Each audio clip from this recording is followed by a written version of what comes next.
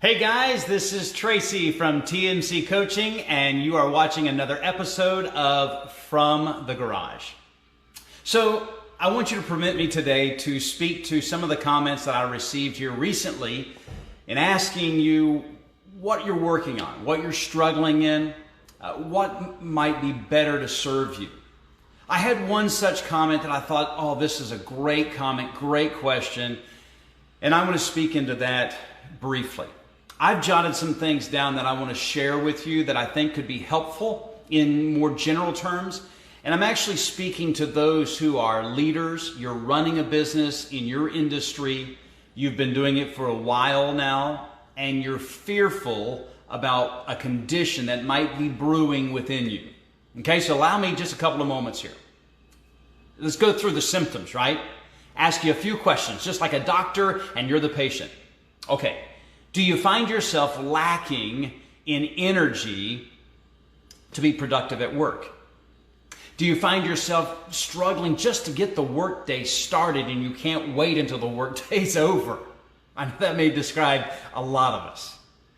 Maybe you feel uninspired by the work you do. I mean, the things that you used to find joy and satisfaction and fulfillment in, it just doesn't do it much for you anymore. You, my friend, may be experiencing what is called burnout. Burnout occurs when we feel overwhelmed by our workload. It could be that the pressures and the stresses of our job has just drained us emotionally. Or it might be that the constant demand of deadlines, of people, right? They come in all shapes and sizes, right? So there's people that are our employees, there's those that are our coworkers, those that we work for, the client and the guest or the customer. Those demands that are placed on us have just drained us, and now we're just nigh exhaustion. You may be asking yourself, how in the world do I avoid this state? How can I keep from becoming burned out? Well, I think a better question that you could ask yourself is this: how might I stay motivated in spite of the daily pressures? Now, of course, I'm not going to, in a 4-minute video, be able to solve this entire huge problem, because a problem such as this is unique, and your circumstances are unique, and the way that we all deal with stress and pressure is unique to us.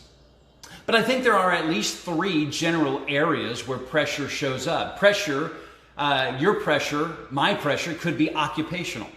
In other words, think of those that are the high risk, high hazard, high stress. I mean, if you're a crab fisherman, that's a high pressure, high stress type of career. If you wash windows on a high rise, I mean, that's a tough one.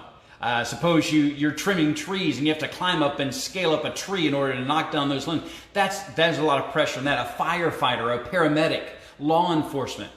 So your pressure could stem from the occupation. It's just occupational hazard, the work that you do. But your pressure could be situational. Situational means that when you are by yourself, you're fine.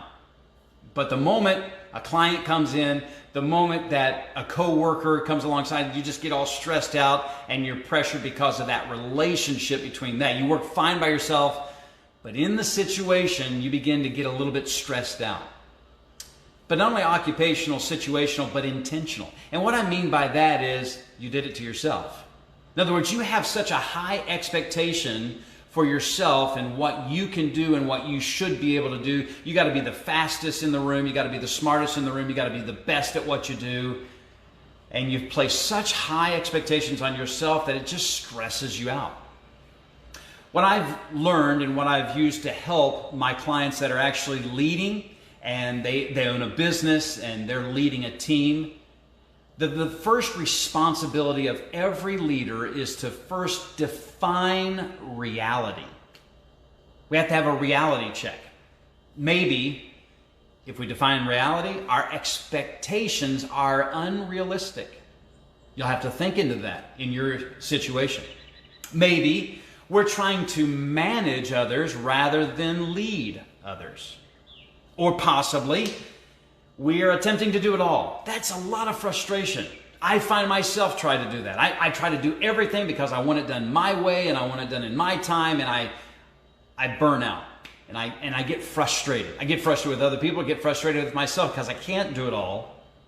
Maybe in defining reality for you, maybe you're simply competing with another company, and you shouldn't be. Maybe you're competing with somebody else. I've learned that the only one I need to compete with is myself. I need to become a better version of myself on a day-to-day basis. Now, I hope that that's helping you, but here's what I've learned, that a reality check, though nasty, is actually necessary. And if you're exhausted while running your business and trying to keep up, and you're trying to motivate yourself to stay positive, try asking and answering 3 questions. Question number 1, what am I presently doing well? Give yourself a break. Give yourself some credit. You're doing something right. You're doing something well. And then not only what are you doing well, but ask yourself, secondly, what is going right? There's a lot of things that are going wrong, especially in a time of national shutdown and global pandemics, and a lot of things are going wrong, but what is going right?